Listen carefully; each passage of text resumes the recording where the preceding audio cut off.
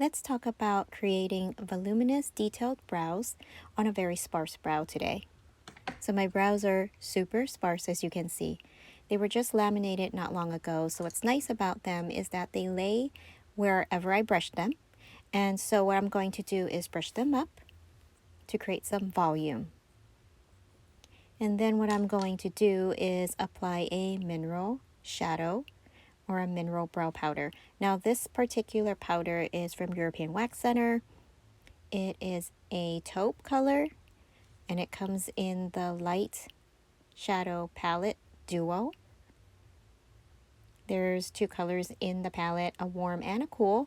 So what I do is I mix both colors and I apply them to create a generic brow shape, which will serve as the foundation for the detail work. Now the brush I'm using is actually a painter's brush for acrylic and watercolor. It is from Artist Loft and I think it's from Michaels. I love this brush. It has a blade tip, meaning it's angled with a curved end, and the curved end really helps me to create a very natural curve in the brow shape. Now I'm right-handed, so I started off with the left brow. That is the brow that I find more challenging to draw in, and though I'm right-handed, I find it easier and better when I create the more difficult brow first. So when I go to the right brow, which is the brow I have an easy time with, I can quickly draw and balance the two brows. For those of you who are starting out with brows, I highly recommend that you do the same because it really helps train your eye and your hand in creating more balanced and symmetrical brows. Now that the foundation's done, let's go into the fun part, which is the detailing. So for today's detailing, I'm using a teeny tiny brush I created with a square tip and a very flat and thin shape. The product I'm using today is the Anastasia Dipbrow Gel, which comes in a tube with a spoolie. I worked a little bit of the product on the back of my hand, warmed it up to create the brow strokes. Now, when I warmed up the product, I make sure I shape my brush so that I get a pencil thin line each time, more like razor thin line. I pull the skin taut so I can see the roots of my real hair and either extend those hair or create little hairs in the sparse areas for a more realistic detail. Now this is the most, how should I say, the longest part of the brow process, but it's also for me the most fun. I add a little more volume in the inner corner of the brows in a flare fan-like shape, and for the arch I also do the same because brow hairs don't all grow in the same direction. They actually cross over each other and they don't go straight up. I try to keep the curvature of the brow and not create a more angled brow because an angled brow is not my most flattering shape.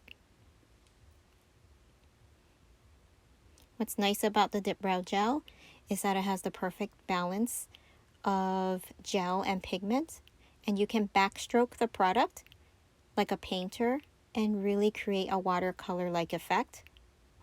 And it comes out really, really pretty once you've mastered the skill.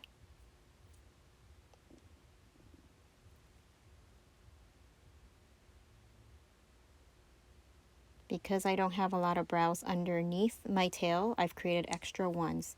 I've done both sides, and now I'm going to set it and forget it. This is a very wonderful, how should I say, beautiful product to perfect the brow, and this is the Tinted Brow Gel from European Wax Center. This is the light color. It is not too warm, nor is it too cool, and it's the perfect color to mask my very dark sparse hairs. Next, I am going to add a tiny bit of concealer. This is the Wand Concealer from Charlotte Tilbury. I love this product because a little goes a long way. What I've done is I've put a tiny bit on the back of my hand to warm it up. I didn't even click the clicker. I just smushed my brush into the sponge and worked it off the back of my hand. I am adding a little bit of a highlight underneath the arch and outwards, as well as on top from the arch and outwards to create a freshly waxed look. This product works itself onto the skin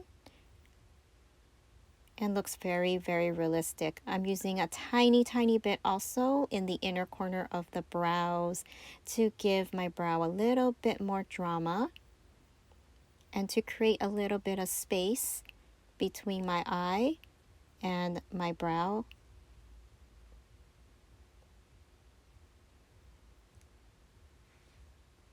Super easy to use.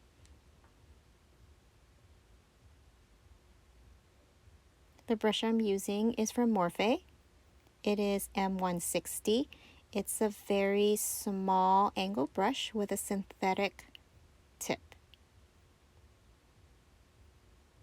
As you can see, I always start with the left brow because I know I can easily screw that one up, but I can easily fix my right brow, so I do that brow last.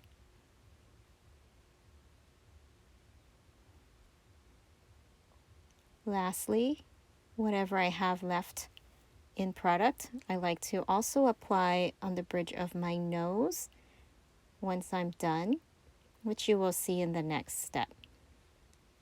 The reason being is I want to create balance, and I have a tiny bridge. I don't have a lot of bridge going on my nose, so this is going to create a little pop. And there you have it. It's all done. Thank you so much for watching. I hope you like it. Click twice if you like it. And hope to see you again. Thank you